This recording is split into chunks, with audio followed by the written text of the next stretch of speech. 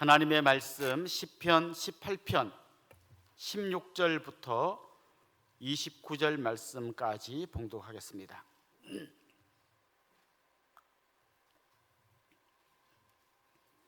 시편 18편 16절부터 29절까지 저와 여러분이 한 절씩 교독하겠습니다. 그가 높은 곳에서 손을 펴사 나를 붙잡아 주시며 많은 물에서 나를 건져내셨도다.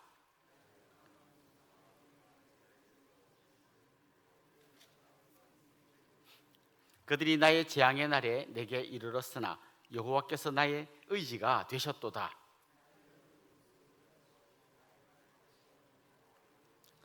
여호와께서 내 의를 따라 상 주시며 내 손의 깨끗함을 따라 내게 갚으셨으니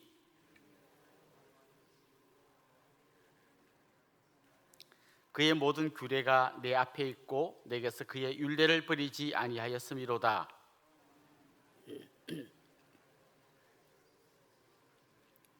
그러므로 여호와께서 내 의를 따라 갚으시되 그의 목전에서 내 손이 깨끗한 만큼 내게 갚으셨도다.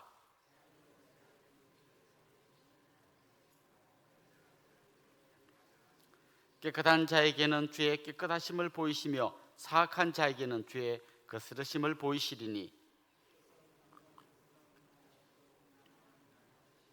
주께서 나의 등불을 켜시며 여호와 내 하나님이 내 흑암을 밝히시리이다. 내가 주를 의뢰하고 적군을 향해 달리며 내 하나님을 의지하고 담을 뛰어넘나이다. 아멘. 말콤 글래드웰이라는 사람이 쓴 아웃라이어라는 책에 보면 1만 시간의 법칙이라고 하는 요즘 아주 유명해진 이야기가 나옵니다. 어떤 분야에서 전문가가 되려면 최소한 10,000시간을 투자해야 된다는 거예요. 그러니까 하루에 한 3시간 정도, 일주일에 20시간, 그걸 한 10년 정도를 계속 해야 그 분야의 전문가가 된다는 겁니다. 그 피아니스트가 되려면 그냥 한 1만 시간 죽으라고 피아노를 쳐야 된다는 거고요. 또 뭐 화가가 되려면 그 물감을 온몸에 묻히면서 그냥 계속해서 그림을 그려야 그런 화가가 되는 겁니다. 스포츠 선수가 되려면 그냥 뭐 배트를 휘두르고 공을 던지고 그걸 남들이 다 쉬고 놀 때 그걸 죽으라고 해야 그게 된다는 거예요. 자, 그런데 그걸 할 수 있게 만드는 힘은 어디서 나오는 걸까요? 무슨 힘으로 그렇게 열심히 운동을 하고 그렇게 남들 노는 시간에 그림을 그리고 피아노를 치고 그렇게 할 수 있을까요? 여러 이유가 있겠죠. 예를 들면 뭐 돈 때문에 하는 사람들이 있습니다. 옛날 우리 어릴 때 그 권투 선수들 헝그리 복서라 그러죠. 막 그 배고픔을 이기는 길은 내가 챔피언이 돼가지고 돈을 벌어서 우리 식구들 먹여 살려야 된다. 그래서 막 쭉 그러고 돈 벌려고 그렇게 하는 거죠. 또 아니면 뭐 어린 학생들은 부모님이 혼내가지고 하는 아이들도 있죠. 옛날에 그 유명한 피아니스트 이야기 들으니까 엄마가 회초리를 딱 만들어가지고 손끝을 탁탁 때려가면서 이걸 막 훈련을 시켰다는 얘기도 들었어요. 근데 생각해보면 그렇게 한다면 너무 비참할 것 같아요. 근데 진짜 제일 좋은 건 뭘까요? 내가 그게 좋아서 하는 거죠. 나는 피아노 치는 게 너무 좋아서 치는 거죠. 나는 그림 그리는 게 너무 좋기 때문에 막 온몸이 물감으로 묻는데 막 그게 하나도 안 힘든 거죠.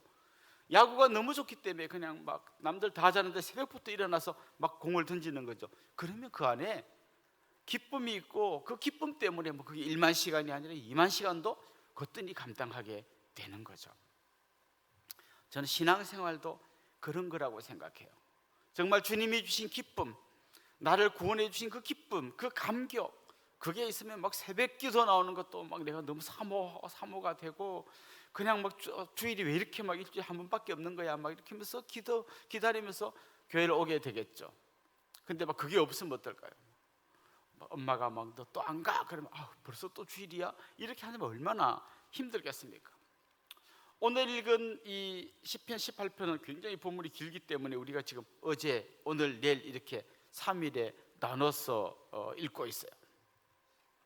근데 오늘 본문은 이 시편 18편의 한 중간이라고 할 수 있습니다. 근데 이 중간에 보면 굉장히 이제 중요한 다윗의 고백이 나오는데요. 한마디로 말하면 내가 정말 하나님 말씀대로 살았더니 하나님께서 정말 나를 가장 좋은 길로 인도해 주시는구나, 이런 고백이 담겨져 있어요. 그런데 이 고백은 우리가 굉장히 주의해서 보아야 합니다. 지금 이 고백이 잘못 오해되면 가장 이상한 신앙생활을 하게 돼요. 이런 거죠. 내가 하나님께 순종했더니 하나님께 내게 복을 주시는구나. 내가 하나님 말씀대로 살았더니 하나님께서 나에게 상을 주시는구나. 이 본문만 딱 떼가지고 읽으면 어떤 신앙생활을 하게 되나 하면 이런 거죠. 예를 들면 부자예요. 교회 잘 다니시는데 부자예요. 그러면 이런 마음이 드는 거예요.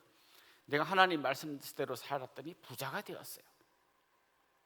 그래서 가난한 사람 보고 여러분도 열심히 좀 살아보세요. 그럼 나처럼 부자 되죠. 이렇게 되는 거예요. 내가 건강해요. 하나님 말씀대로 살았더니 건강을 주셨어요. 옆에 사람 보고 집사님도 좀 그렇게 비리비리하지 말고 좀 믿음 생활 잘해보세요. 그럼 하나님이 건강 주시죠. 이렇게 될 수 있다는 거예요. 실제로 그렇게 사시는 분들이 굉장히 많습니다. 그렇게 살다가 어떤 문제가 생겨요. 갑자기 자기가 교통사고가 나는 거예요. 그러면 이제 이순신 장군의 버전이 납니다. 나의 교통사고를 아무에게도 알리지 마라. 왜냐하면 그걸 알리는 순간 내가 뭔가 잘못 살았기 때문에 하나님께 벌 받은 거 되는데, 이때까지 내가 말씀대로 살아서 부자라고 건강하게 잘 살았는데 지금 요거 남들이 볼 때 뭘 잘못해서 이렇게 됐습니까? 이렇게 될 거 아니에요. 그러니까 이게 지금 굉장히 오해를 불러올 수 있는 말씀이라는 거죠. 그러니까 이 말씀은 여기만 탁 잘라서 읽으면 안 되고 어제 말씀, 오늘 말씀, 내일 말씀을 잘 읽으면서 이 전체가 어떻게 이어지는지를 보아야 하는 거죠. 어제 말씀을 요약하면 이렇습니다. 하나님은 진짜 크고 광대하신 분이십니다. 어제 보면 기억나십니까? 그의 코에서 연기가 오르고 입에서 불이 나와서 다 태워버립니다. 하늘에서 우레소리를 내시고 우박과 숯불을 내리십니다. 하나님의 콧김에 물밑이 드러납니다. 하나님이 콧김 한번 내쉬었는데 그냥 물이 쫙 갈라져서 물밑에가 다 드러납니다. 굉장히 시적인 표현이지만 이 표현들만 봐도 하나님이 얼마나 크고 광대하시고 위대하신 분인지가 이 시적으로 표현되어 있습니다. 그런데 중요한 건 뭔가 하면 그 하나님께서 사망의 골짜기, 스올, 그 죽음의 자리에 죽음의 줄이 나를 얽어매고 있는 그 자리에서 그 크고 광대하신 하나님이 거기에 빠져있는, 죽음의 골짜기에 빠져있는, 사망의 줄에 묶여있는 나를 건져주셨다는 거예요. 그러니까 나는 제일 밑바닥, 제일 밑바닥 막 지하실에 있는 거고요. 하나님 가장 크고 광대하신 하늘에 계신 거죠. 근데 그 하나님이 손을 내밀어 나를 건져주셨다는 거예요. 그러니까 그 안에 나를 건져주신 하나님에 대한 감격과 기쁨이 막 넘쳐나고 있는 거죠 지금. 근데 어제 말씀에 제일 많이 나오는 표현이 뭔가 하면요, 나의라는 말씀이에요. 나의. 하나님이 크고 광대하신 분이라는 걸 아는 걸로 끝난 게 아니라 그분이 나의 힘이고 나의 반석이고 나를 건지시는 분이고 나의 바위고 나의 방패고 나의 구원의 뿌리고 나의 산성이라는 거예요. 한마디로 말하면 하나님은 나의 하나님이라는 거예요. 여러분, 내 옆에 정말 너무너무 예쁘고 착하고 그리고 막 정말 또 지혜롭고 이런 자매가 있다는 거 하고요, 그 자매가 내 아내라고 하는 것은 하늘과 땅만큼의 차이예요. 하나님이 그런 분이라는 거하고 그분이 나의 하나님이라는 것은 완전히 다른 얘기예요. 자, 근데 지금 그 하나님이 나의 하나님이라는 거예요. 그래서 마침내 그가 그 감격과 기쁨이 너무너무 크니까 뭐라고 고백하는가 하면 1절 말씀에서 나의 힘이신 여호와여 내가 주를 사랑하나이다. 그의 마음속에 정말 그 온몸으로 경험한 하나님에 대한 감격과 기쁨 때문에 마침내 사랑의 고백이 나오는 거예요. 하나님, 내가 너무너무 사랑합니다. 저는 오늘 이 아침에 여러분이요, 그냥 그 하나님이 어떤 분인지를 아는 정도가 아니라 여러분의 마음 깊은 곳에서 하나님 너무 제가 사랑합니다 라고 하는 정말 여러분의 그 경험이 녹아난 그런 신앙 고백이 넘쳐나기를 소망합니다. 결혼해서 남편이 아내한테 잘해주는 분들이 많습니다.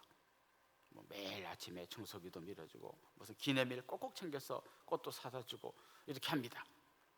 근데 그것도요, 사랑 때문에 할 수도 있지만 사랑 아닌 거로도 할 수 있을까요? 사랑 없이도 그렇게 할 수 있을까요? 얼마든지 그렇게 할 수 있습니다. 책임감 때문에 할 수도 있고요, 아니면 안 해주면 또 계속해서 잔소리하니까 에이, 내가 해주고 만다 이렇게 해줄 수도 있겠죠. 예. 뭐 지금 분위기는 그렇게라도 해주면 좋겠다라는 분위기가 있는 것 같아요. 근데 진짜는 뭘까요?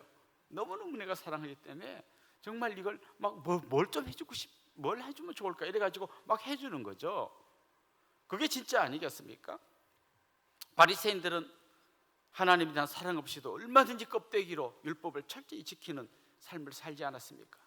그러니까 오늘 지금 다윗이 하나님 정말 제가 말씀대로 살았다니까 사니까 하나님 저한테 너무 좋은 걸 많이 주셨어요, 상을 주셨어요, 이 말은 내가 잘했으니까 하나님이 거기에 맞게 딱 줬다는 게 아니라 그 전에 하나님이 정말 그 죽음의 골짜기 사망의 줄에 묶여 있는 나를 건져주시고 그 감격과 기쁨이 너무 막 큰 나머지 하나님은 나의 방패시고 뭐 막 얘기하다가 내가 그 하나님을 너무너무 사랑합니다라고 하는 그 고백에서부터 시작된 거예요. 그러니까 그 감격과 기쁨 그게 넘쳐나가지고 마침내 하나님께 사랑의 고백을 드리게 되고 그 사랑의 힘으로 그가 막 1만 시간, 2만 시간이 아니라 내 전생일을 다 드려도 하나님 너무너무 기쁩니다 하고 하나님께 자기의 삶을 드리는 거죠. 그러니까 하나님이 나에게 주신 그 율법이라는 게 막 나를 얼고 매고 나를 힘들게 하고 왜 이렇게 귀찮게 하냐가 아니라 나한테 이런 말씀을 주신 너무 감사한 게 되는 거죠. 어린 아이는 그러잖아요. 막 아무거나 뜨거운 것도 만지고 높은 데도 기어 올라가고 근데 엄마가 그거 만지면 안 돼, 그 높은 데 올라가면 위험해 이렇게 말하는 거는 모를 때는 정말 그게 막 귀찮고 나를 힘들게 하는 것 같지만 이걸 깨닫고 나면 엄마 말씀 듣는 대로 사는 게 제일 좋은 거야, 이렇게 되는 거 아니겠습니까?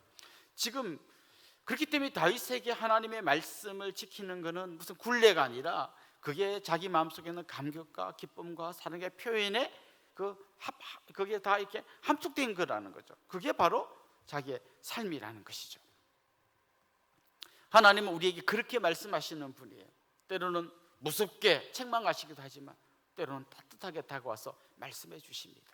때로는 호세아가 바람난 그 아내를 찾아다니면서 눈물로 호소하는 그 사랑의 표현처럼 하나님 우리에게 그렇게 말씀하시기도 하시고요. 때로는 탕자를 기다리는 그 아버지처럼 팔 벌려서 우리를 맞아주시면서 고생했다, 수고했다, 힘내라 말씀해 주시는 분이시죠.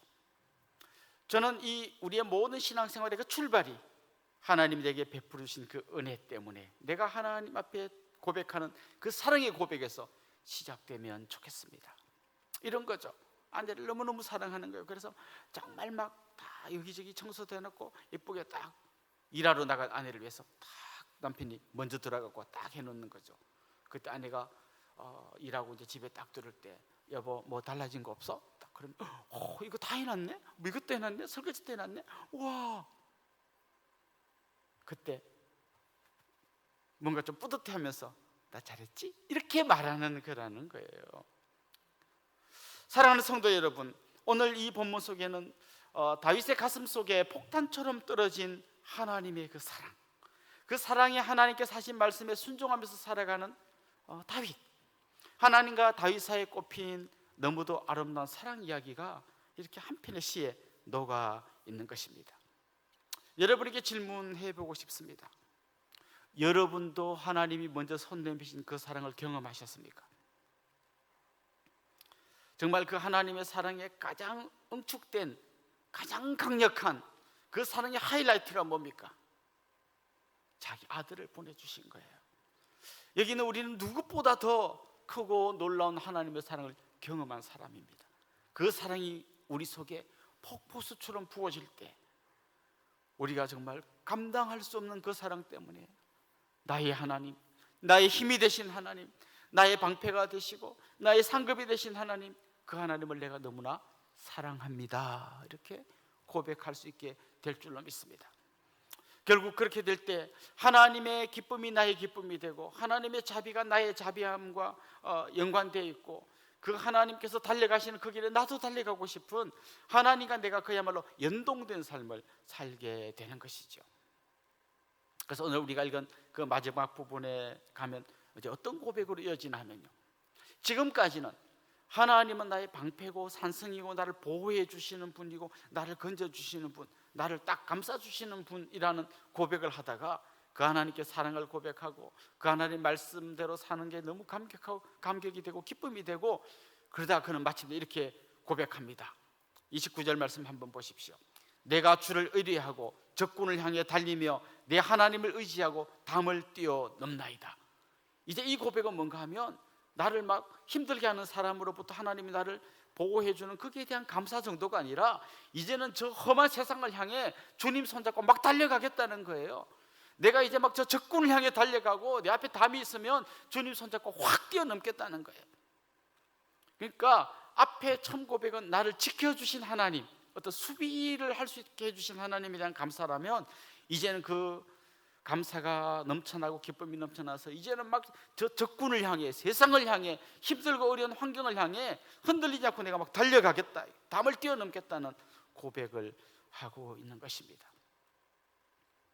사랑하는 성도 여러분, 하나님은 크고 광대하신 분이십니다.